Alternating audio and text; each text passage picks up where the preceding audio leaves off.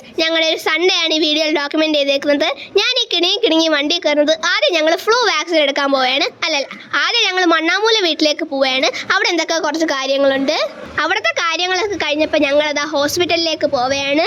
ഹോസ്പിറ്റലിൽ എത്തിയത് ഞങ്ങൾക്ക് വിശന്നു. പിന്നെ വാക്സിനേഷൻ എടുക്കുന്നതിന് മുമ്പ് കുറച്ച് എനർജി വേണമല്ലോ, അതുകൊണ്ട് ഒരു പഴംപൊരിയും ബോണ്ടയും കഴിച്ചു കഴിഞ്ഞ് ഡോക്ടറിനെ കണ്ട് വാക്സിനേഷന് വേണ്ടി എഴുതി വാങ്ങിച്ച് വാക്സിനേഷൻ എടുത്തു. ഗായ്സ്, ഞാൻ കഴിഞ്ഞ വർഷം ആദ്യമായിട്ട് ഈ വാക്സിൻ എടുത്തപ്പോൾ കുറച്ച് കരഞ്ഞു. ഇപ്രാവശ്യം എനിക്ക് അതിനുള്ള ഓപ്ഷൻ ഇല്ല. കാരണം കഴിഞ്ഞ മാസം വാവിച്ച് അവളുടെ ഫസ്റ്റ് ഡോസ് എടുത്തപ്പോൾ അവൾ നല്ല കൂളായിട്ടിരുന്നു. അപ്പം ഞാനും വിട്ടുകൊടുക്കാൻ പാടില്ലല്ലോ. എനിക്ക് നല്ല ടെൻഷനും പേടിയും ഉണ്ടായിരുന്നു. കുറേ നേരം വെയിറ്റ് ചെയ്തതിന് ശേഷം നേഴ്സ് ആൻറ്റി വന്ന് ഞങ്ങൾക്ക് രണ്ടുപേർക്കും വാക്സിൻ എടുത്തു തന്നു.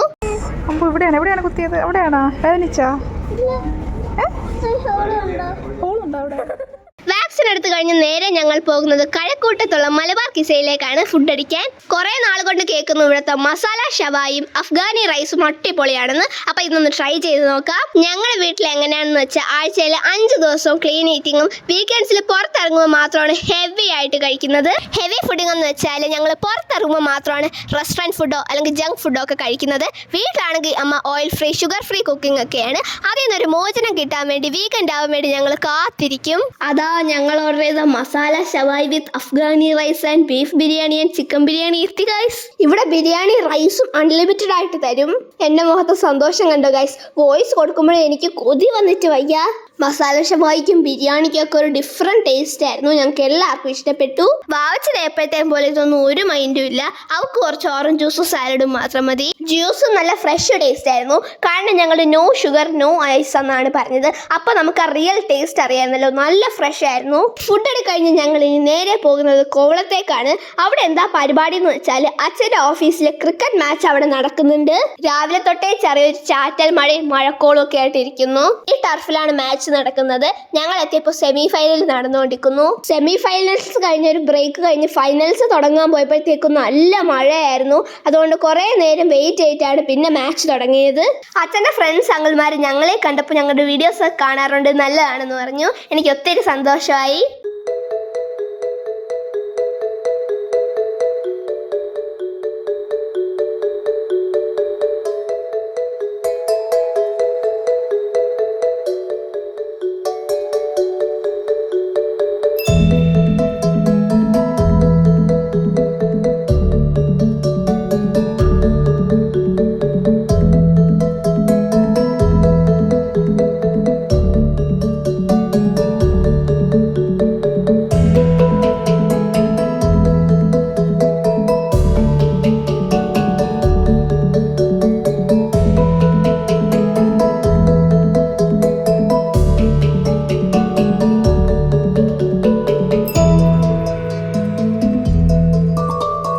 കഴിഞ്ഞു. കഴക്കൂട്ടം സർവീസ് തേച്ചു.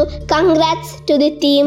അത് കഴിഞ്ഞ് പ്രൈസ് ഡിസ്ട്രിബ്യൂഷൻ ആയിരുന്നു. ബെസ്റ്റ് പ്ലെയേഴ്സിനും ജയിച്ച ടീമിനും ഒക്കെ സമ്മാനം കൊടുത്തു. എന്നെയും വിളിച്ചൊരു അങ്കിളിനും കൊടുക്കാൻ എനിക്ക് ഒത്തിരി സന്തോഷമായി.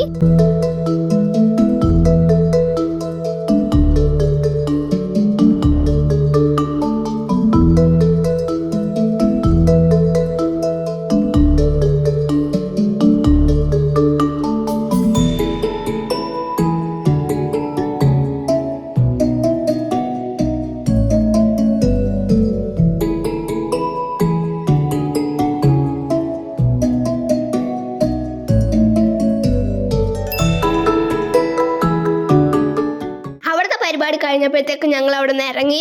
വാച്ച് കോവളം ബീച്ചിൽ പോകണമെന്ന് ഒരേ ബഹളം. മഴ ആയതുകൊണ്ട് ആദ്യം പോകണ്ടെന്നാണ് വിചാരിച്ചത്. പിന്നെ വിചാരിച്ചു ജസ്റ്റ് ഒന്ന് പോയി നോക്കാന്ന്. അവിടെ എത്തിയപ്പോഴത്തേക്കും ഭയങ്കര തിരക്ക്. വണ്ടി ഒന്ന് ഒതുക്കാൻ പോലും പറ്റുന്നില്ലായിരുന്നു.